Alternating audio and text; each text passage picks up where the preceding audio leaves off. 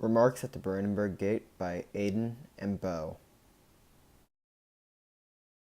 Former actor and governor of California Ronald Reagan was the 48th president of the United States. Serving from 1981 to 1989, he was quite the popular president, winning his election with 525 electoral votes out of 538, which is the largest margin any United States president has won an election by in the history of this country.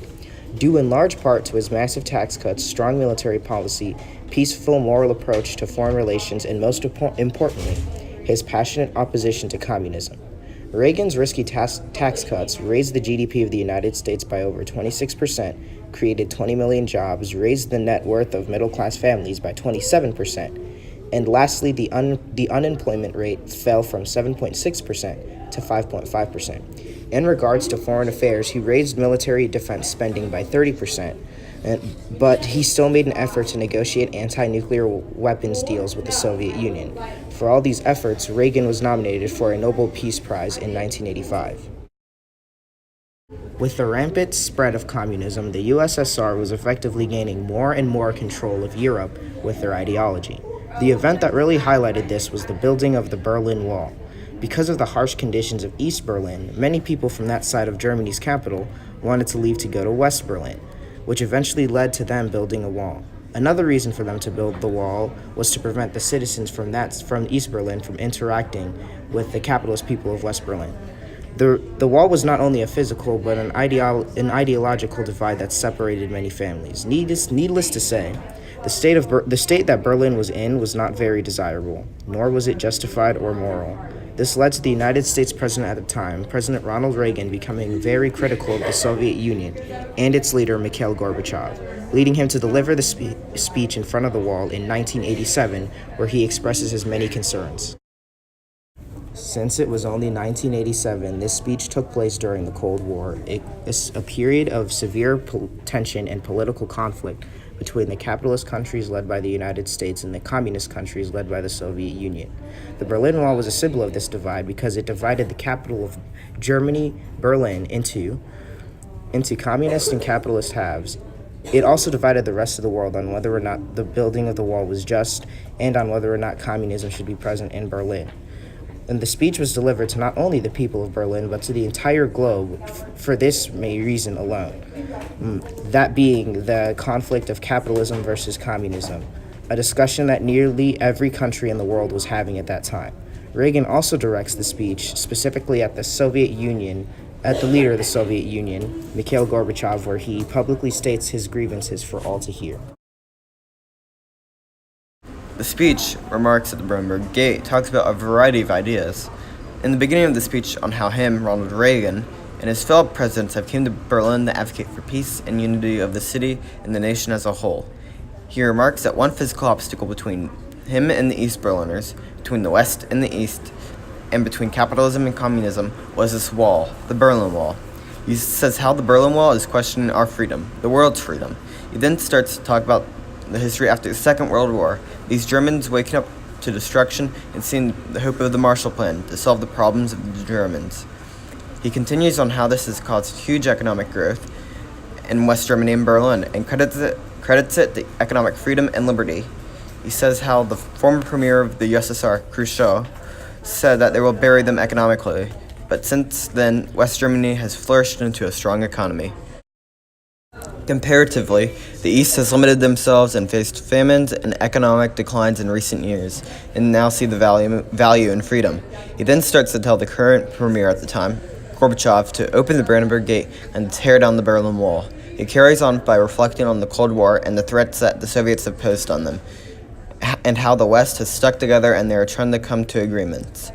He conveys how the countries around the world are gaining their freedom through democracy.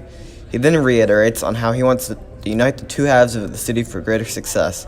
He says the city is united by hope for reunification of Germany and Berlin and how belief will eventually become reality. He then acknowledges the counter-protests that have happened because of his appearance, makes him think if they had that protest on the other side of the wall, they couldn't. They would have been arrested. In the speech, there are quite a few examples of rhetorical devices. For example, near the end of the speech, President Reagan talks about how sports have helped stitch some tears between nations, like how South Korea let some Olympic events happen in North Korea, saying that led him to saying, And what better way to demonstrate to the world of openness of this city than to offer some future year to hold the Olympic Games here in Berlin, East and West? Even though this does not have a question mark as punctuation, it is structured like a rhetorical question. The purpose of this device is to convince the audience of the idea that they could prove to the world they are trying to heal via hosting the Olympics. Connects back to the rest of the speech by trying to reconnect the halves of Berlin and Germany as a whole and end the cold conflict. This relates back to the thesis of the speech by giving an example of what they can do to show the two halves have reunified and solved the conflict. Another example of a rhetorical device is repetition in the middle of the speech when he says, General Secretary Gorbachev, if you seek peace, if you seek prosperity for the Soviet Union and Eastern Europe, if you seek liberalization, come here to this gate.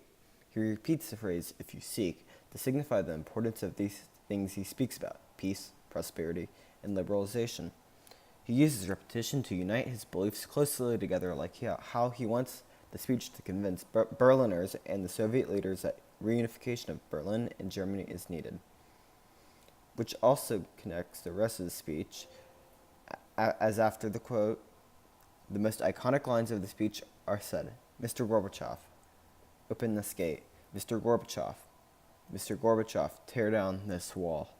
When these lines are said, it connects back to the previous paragraph of what is needed in East Germany and Eastern Europe and how to solve the problem by opening the Brandenburg Gate and tearing down the Berlin Wall. One final example of a rhetorical device in the speech was antithesis. The example is when Reagan remarks how all of Europe is growing, except the Soviet Union, yet in this age of redoubled economic growth, of information and innovation, the Soviet Union faces a choice. It must make fundamental changes or become obsolete. The use of this device is to express two opposing economic systems and how they are having completely different effects. For highlighting how different these policies are, it shows the negative consequences of communism while displaying the opposite for capitalism. It connects back to the purpose of the speech on why Berlin and Germany should be reunited in capitalism to solve East Germany's problems of a lacking economy. It connects back to the thesis of the speech by giving reasons for reunification, peace, and end of conflict. Most iconic lines of the speech said by President Reagan. Mr. Gorbachev, open this gate.